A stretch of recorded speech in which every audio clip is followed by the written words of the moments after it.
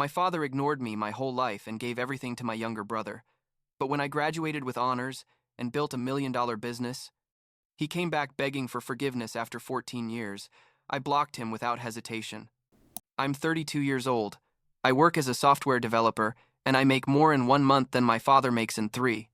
And yes, that comparison gives me a satisfaction I probably shouldn't admit, but there it is. I guess I need to tell this story because after all these years it still eats at me inside. And the truth is, I've never talked about this completely with anyone. Not even with my Aunt Dorothy, who basically saved my life when I was 18. I should start at the beginning. When I was a kid, like 6 or 7 years old, my father, Stephen, just wasn't there. And when I say he wasn't there, I don't mean he worked a lot or was emotionally distant. I mean he literally didn't show up to anything. I had a baseball game in 3rd grade where I scored my first run, and I remember looking in the stands, hoping to see him, like all the other kids who ran to their parents after the game. But he wasn't there. My mom, Karen, was there with her old camera trying to record everything, yelling my name from the stands. But it wasn't the same. It was never the same.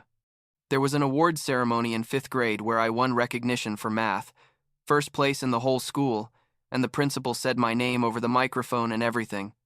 And again I looked around the auditorium and only saw my mom.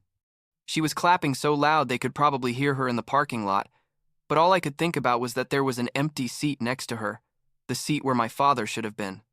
One time I fell off my bike when I was like 9 years old and opened up my knee really bad. Like you could see the bone and everything, and my mom had to take me to the hospital. I ended up with 8 stitches, and she stayed with me all night because I couldn't sleep from the pain. My father came the next day and basically said something like, "I see you survived," and went to watch TV. He didn't even ask how I felt, or if it hurt or anything. The thing is, I thought that's how all dads were, I thought it was normal for your father to basically ignore you and for only your mom to care about you. I had friends at school who talked about going fishing with their dads or playing basketball in the yard, and I would just nod like I did those things too.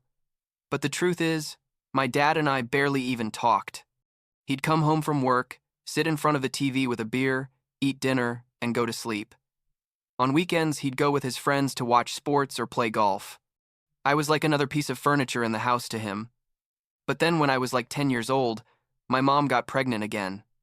My brother Jordan was born, and suddenly, everything changed. Overnight, my father transformed into this super involved and attentive dad, but only with Jordan. I mean, from the time Jordan was a baby, my father was there for everything. Diaper changes, feeding him in the middle of the night, everything. I watched this happening and didn't understand anything. It was like watching a stranger in my father's body. A stranger who knew how to be a father, but who had decided not to be one for me. When Jordan started walking, my father was there recording every step. When he said his first word, my father called all his friends to tell them. They bought a cake to celebrate Jordan learning to use the toilet by himself. Can you believe it? A freaking cake. I'd never even had a decent birthday party, and this kid had celebrations for every basic thing he did. My mom tried to balance things. Honestly, she always made sure I felt included, that I got attention too. But you could see she was also confused by the change in my father. One time I asked her why Dad was different with Jordan, and she just hugged me and told me Dad loved me in his own way. But even at 12 years old, I knew that was a lie. Things got worse when Jordan started to grow up, and it turned out he liked sports. My father was in heaven. He finally had the son he'd always wanted, the son who shared his interests, who wanted to play football and basketball and baseball. Every Saturday, my dad would take Jordan to practice, stay watching every second of every game, buy him the best equipment. By the time Jordan was 7, he'd had more attention and resources invested in him than everything I'd received in my entire life. And I understand that maybe I wasn't the son my dad expected. I didn't like sports. I was more of a nerd. I liked reading and building things. And when I was like 11 years old, I became obsessed with computers. My uncle, my mom's brother, had given me an old computer he wasn't using anymore, and I spent hours trying to understand how it worked. I taught myself to code using internet tutorials and library books, and honestly, I was good at it. I was really good at it. But my father didn't care about any of that. To him, If it didn't have to do with sports, it wasn't worth anything. Then the worst thing that could have happened to me happened. When I was 13 years old, my mom died. It was cancer. Very aggressive. In 6 months, she was gone. And with her went the only person in that house who really saw me, who cared about me. Suddenly, I was alone in a house with a father who ignored me and a little brother who monopolized all his attention. The months after my mom died were the darkest of my life. I spent all my time locked in my room, crying, trying to understand why this had happened to me. My father didn't even try to talk to me about it. I think he asked me once if I was okay, and when I said yes, he never brought it up again. I took refuge in technology, in coding, in building things. I spent all my afternoons after school glued to the computer, learning new programming languages, taking free online courses, building small projects. It was my escape. The only thing that made me feel like I was worth something, that I was good at something. By the time I was 15, I was already making websites for small businesses in the neighborhood for some money. Nothing big, but it made me feel proud, you know? One day, I must have been like 16 years old. I was working on a project that had me super excited. It was a web application for organizing sports tournaments. Ironic, I know. And I thought that maybe, just maybe, if I showed this to my dad, he would see that I also had talent, that I could also do impressive things. So one night, when he was watching TV with Jordan, I asked him for a few minutes of his time. He looked at me like I was interrupting him from something super important. It was a damn commercial. But he said, "Okay." I showed him my laptop, explained what I'd built, how it worked, how long it had taken me. Jordan even seemed interested, asked me a couple of questions. But my dad just looked at the screen for a few seconds and said something like, "It's fine, I guess," and went back to the TV. It's fine, I guess. That was it. Months of work, something I'd built myself at 16 years old, and all I got was, "It's fine, I guess." I felt like I'd been punched in the cladded stomach. I went to my room and cried, and I felt stupid for crying, but I couldn't stop. Things reached their lowest point when I was a senior in high school. I'd been accepted into a computer science program at a decent university. It wasn't Harvard, but it was a good program, and I was super excited. The problem was money. My mom had left some life insurance, but it had already been spent on the funeral and household expenses. I needed help with tuition. One night I worked up the courage and asked my father if we could talk about college. I explained that I'd been accepted, that I wanted to study computer science, that I needed help with tuition, and he basically said no. He said technology was unpredictable, that it wasn't a stable career, that why didn't I just get a job after graduating high school instead? This was told to me by the same man who at that moment was planning to enroll Jordan, who was like 13 years old, in an elite baseball camp that cost like $3,000. The same man who had just bought Jordan an $800 mountain bike because he wanted to start cycling. I told him it wasn't fair, that he spent thousands of dollars on Jordan but couldn't help me with my education, and his response was that Jordan had real potential, that he could get a sports scholarship, that investing in him made sense. Investing in him. Like I was a lost investment. Investing. He told me that if I wanted to go to college, I should find a way to pay for it myself. That he wasn't going to waste his money on something so uncertain. I stood there in the living room, 18 years old, motherless, being rejected by my father, and I felt something break inside me, something that was never going to be fixed. That night I packed my things. I didn't have much, honestly. Clothes, my laptop, some books, photos of my mom. The next morning I told my father I was leaving. He barely looked up from the newspaper and said something like, "Do whatever you want."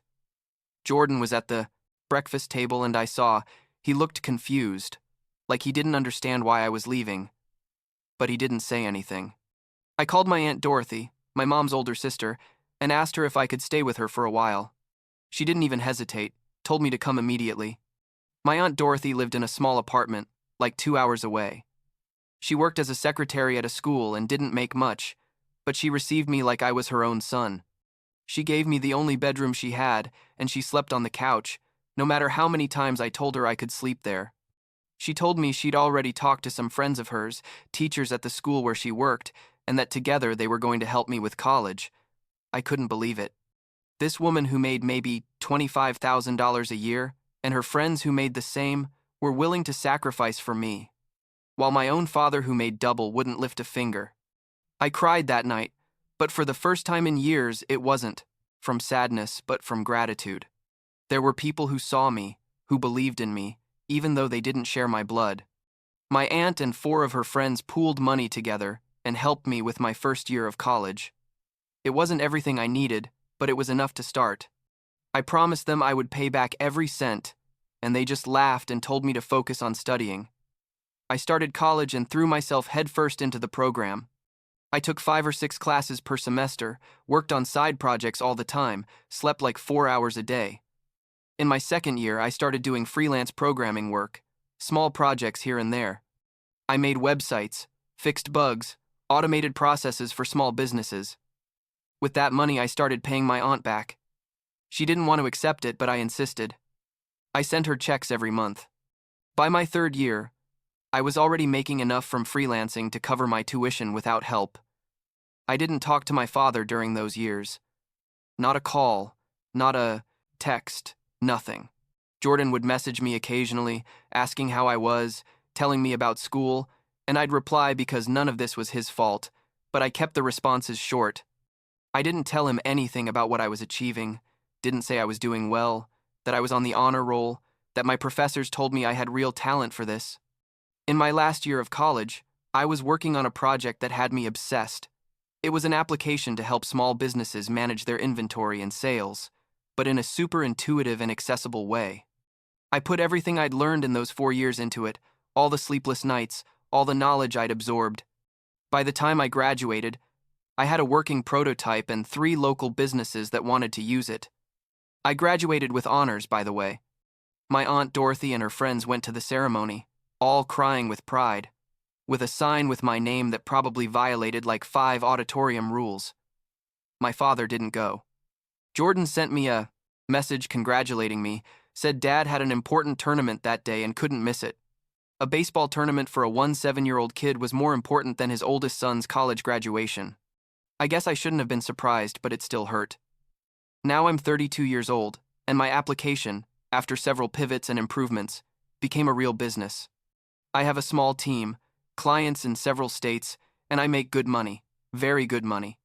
I paid back every cent I owed my aunt and her friends, plus interest they didn't want, but I insisted. I bought Dorothy a new car last year because her old Civic was falling apart. She cried when I gave it to her. Told me I didn't have to do that, but I wanted to. She saved me, literally, when no one else did. My father found out about my success through Jordan, who's now 27 years old and who I have a decent relationship with. Nothing amazing, but we talk. Jordan told me that Dad saw an article about my application in the local newspaper. One of those articles about successful young entrepreneurs from the area. Apparently, my father stared at the article for a long time without saying anything. A few days later, he called me for the first time in 14 years. I let it go to voicemail. He sent me a text afterwards saying he was proud of me, that he'd always known I had potential. I blocked him. I don't know if that makes me a bad person, honestly.